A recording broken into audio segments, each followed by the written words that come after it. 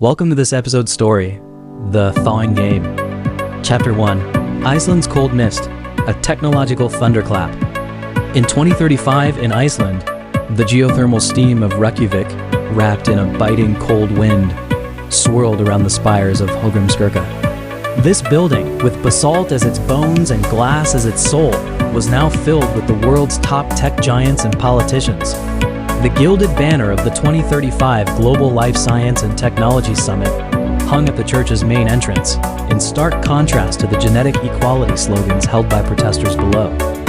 Lynn Carter stood in the shadow of the church's side door, her fingertips unconsciously moseying the quantum chip necklace in her pocket.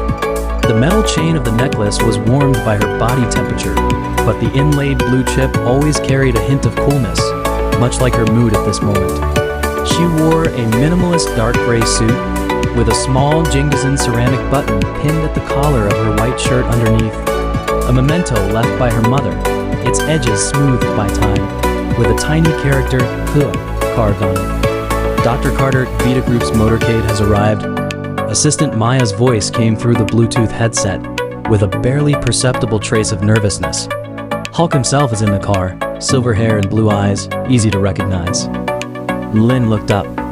3 black Tesla Cybertrucks were crunching over the snow-dusted flagstones, their matte coating looking like dormant sharks under the overcast sky. The door of the leading vehicle slid open silently, and a tall, lean man stepped out.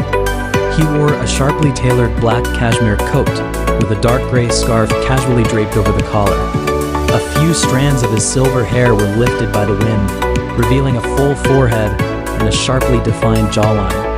Most striking were his eyes, a pale blue, almost like glacial meltwater. When his gaze swept over the crowd, there was no warmth, only precise evaluation, as if appraising goods on a shelf. Adrian Hawke, Lynn mourned the name in her heart. The helmsman of Vita Group, who took over the trillion-dollar biotech empire at the age of 32, turned telomere optimization technology from a laboratory concept into a ticket to immortality in the rich circle within 3 years. Yet, due to the controversy over genetic stratification, he was called the executioner of contemporary Darwin by Time magazine. And what she was going to do today was to smash his fama. Dr. Carter, we should go in. Maya pulled at her sleeve. The demonstration equipment has been kjølskred, and the quantum encryption system is activated. There won't be any problems. Lynn nodded, took a deep breath of the sulfur-scented cold air, and stepped into the church. The interior vault was surprisingly high. Sunlight filtered through the stained glass windows, casting colorful spots on the marble floor, but failing to penetrate the undercurrents among the suits. She had just reached the check-in desk when she heard a deep male voice behind her, with a typical American English accent, yet tinged with a touch of European aristocratic laziness. Dr. Carter? Lynn turned around, coming face to face with Adrian Hawke's eyes. He was closer than when seen through the car window, and more imposing, at least 190 centimeters tall, with a nearly perfect ratio of broad shoulders to long legs. Only the aura around him was like an invisible shell of ice, making people afraid to approach. He held a glass of champagne, and water droplets condensing on the crystal glass wall slid down his knuckles, dripping onto the hem of his black coat, leaving a small, dark mark. Mr. Hawke? Lynn held out her hand, her tone maintaining a professional distance. I didn't expect the CEO of Vita Group to come personally to listen to my technical demonstration. Adrian's gaze fell on her outstretched hand, paused for 2 seconds, then gently grasped it. His hand was cold, with a thin layer of calluses on the fingertips, and the grip was just right, neither perfunctory nor overly intimate. I've always been interested in technologies that can disrupt the industry. His gaze swept over her pocket, which had a slightly bulging square outline. Is that the legendary immortality key that Dr. Carter is carrying with you? Lynn withdrew her hand without a trace, pressing the technical prototype in her pocket deeper. It was a palm-sized metal box with complex quantum circuit diagrams engraved on the surface, containing the telomere optimization technology 2.0. She had spent 7 years developing, not the first-generation product of Vita Group that could only extend the lifespan of the rich, but would cause immune rejection. But an upgraded version that could accurately repair telomere damage through nanorobots and be compatible with all gene sequences. Mr. Hawke, technology is not a key, but a tool. She looked directly into his eyes. The value of a tool depends on the person who uses it. Adrian raised an eyebrow, a hint of barely perceptible interest flashing in his pale blue eyes. An interesting point of view. He swirled the champagne glass in his hand. But Dr. Carter should know that for a tool to realize its value, it first needs resources to make it audit. Vita Group has 127 laboratories worldwide, 3,000 top researchers, and a medical network covering 192 countries. Does your current startup have these? And a medical network searchers, and a medical network covering 192 countries. Does your current startup have these? Word hundreds groups at the laboratories.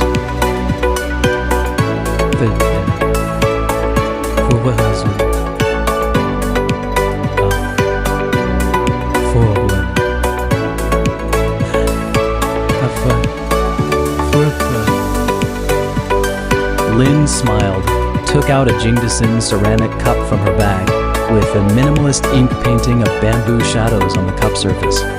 She walked to the nearby water dispenser, filled a cup of warm water, and sipped it slowly. Mr. Hawke, do you know the difference between bamboo and oak? Oak grows fast and tall, can block wind and rain, but is easily struck by lightning. Bamboo grows slowly, but has a well-developed root system. Even if broken by a strong wind, it can zuanchu from the soil the next spring. The corner of Adrian's mouth curled up almost imperceptibly, as if he had heard an interesting metaphor. Is Dr. Carter saying that Vita Group is an oak? I'm just saying. Lynn put down the ceramic cup, and the bottom of the cup collided with the marble countertop, making a clear sound. Not all technologies need to rely on big trees to grow. Some technologies are more suitable for taking root in the soil. At that moment, the summit host walked onto the stage, picked up the microphone, and said, "Distinguished guests, welcome to the 2035 Global Life Science and Technology Summit. Next, let's give a warm round of applause to the most anticipated speaker of this summit, Dr. Lynn Carter, a Chinese-American dual doctorate in quantum computing and bioengineering, who will bring us the demonstration on the theme, Revolutionary Breakthroughs in Telomere Optimization Technology."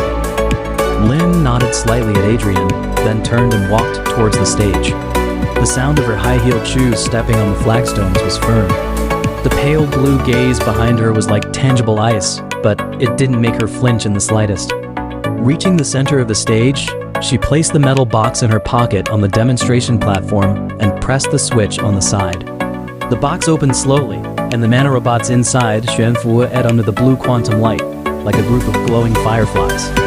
"Everyone!" Lynn's voice spread through the church via the microphone, clear and powerful. Currently, 2.3 billion people worldwide are at risk of premature aging due to telomere shortening. Among them, 90% cannot afford Vita Group's telomere optimization technology, and 37% of the remaining 10% of users will experience severe immune rejection. This is not technological progress, but technological monopoly, genetic tyranny. A commotion arose from the audience. Some frowned, some whispered to each other. Adrian leaned against a pillar in the back row, still holding that glass of champagne, his gaze focused on the woman on the stage. Lynn pressed the button of the demonstrator, and two sets of comparative data appeared on the large screen. On the left was the clinical report of Vita Group's technology, with a steep and cyan red adverse reaction curve. On the right was her technical data, with a green safety curve as smooth as a lake surface. "This is my telomere optimization technology 2.0, she pointed to the screen. Through quantum positioning technology, nanorobots can accurately identify telomere damage sites with a repair error of less than 0.01 nanometers, and are compatible with all human gene sequences. More importantly, its production cost is only 1/20th of Vita Group's technology, affordable for ordinary people." As soon as she finished speaking, she picked up a test tube containing simulated premature aging cells and poured the nanorobots from the box into it. The liquid in the test tube instantly turned from turbid yellow to clear blue. The real-time microscope image on the large screen showed that the originally shortened telomeres were lengthening at a visible speed, and the cell activity index rose sharply. There was silence in the church, broken only by the sound of breathing and the slight hum of equipment operation. After a few seconds, someone started clapping, and then the applause surged like a tide, even drowning out the shouts of the protesters outside. Lynn stood on the stage, looking at the excited crowd below, but there was no relaxation in her heart. She knew this was just the beginning. When her technology threatened Vita Group's interests, that silver-haired man standing in the back row would never let it go. Sure enough, after the demonstration, as soon as she stepped off the stage, she was stopped by Adrian's bodyguards. "Dr. Carter, Mr. Hawke would like to buy you a drink."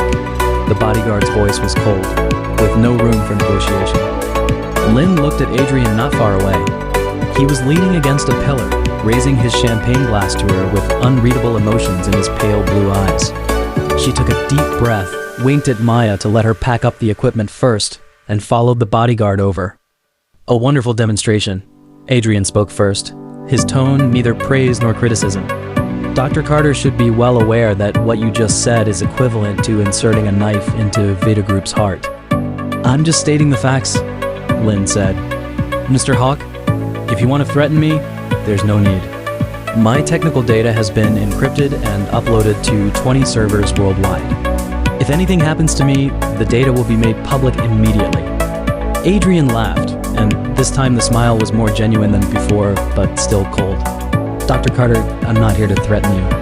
I'm here to give you an opportunity. Vita Group will acquire your technology for $50 billion US, plus 10% of the group's shares. You will become Vita's co-CEO, responsible for technology research and development. In this way, your technology can be put into practice quickly, benefiting all mankind, and you can get the resources you want. $50 billion US, 10% of the shares, co-CEO. It was an offer no one could refuse, but Lynn shook her head. "Mr. Hawke, I developed the technology not for money or position. I just want everyone to have the equal right to health, rather than letting technology become an exclusive privilege of the rich." "Equality?" Adrian's gaze turned cold. "Dr. Carter, you're too naive. There has never been true equality in this world. Genes have their strengths and weaknesses, resources are unevenly distributed, and even lifespan is inherently unequal. Do you think your technology can change all this? You'll only be swallowed up by this world." "Then I'll try." Lynn looked directly into his eyes without flinching. "Mr. Hawke, if you want to acquire my technology, you must agree to one condition. Vita Group opens all telomere technology patents, allowing research institutions worldwide to participate in optimization, and leaves the pricing power of the technology to the market, rather than being monopolized by Vita Group." Adrian's face turned completely cold, and his pale blue eyes were as frosty as ice. "Dr. Carter, are you negotiating terms with me?" "I'm just fighting for what I think is right." Lynn turned to leave. "Mr. Hawke, if you think it through, you can contact my lawyer. If not, please don't disturb me again." She had only taken 2 steps when she heard Adrian say behind her, "Dr. Carter, is your mother's name Irene Carter?" Lynn's footsteps suddenly froze, and the blood in her body seemed to coagulate instantly. She slowly turned around, looking at Adrian, her voice trembling slightly. "How do you know my mother's name?" Adrian walked up to her, his gaze locking tightly on her eyes. "Because 20 years ago she worked in the same genetic laboratory as my mother, and my mother's death is inseparable from an experiment your mother conducted back then." A cold wind poured in through the crack of the church door, swirling up the fallen leaves on the ground and blowing away the last trace of color from Lynn's face. She looked at Adrian's cold face and suddenly realized that she might be involved in more than just a technological game, but also a family secret buried for 20 years. And the core of this secret might be hidden in the old things left by her mother, in the quantum chip necklace in her pocket, and in the depths of the cold gaze of this silver-haired, blue-eyed man in front of her. It seemed that from this moment on, the cold mist of Iceland truly enveloped her. The excitement continues.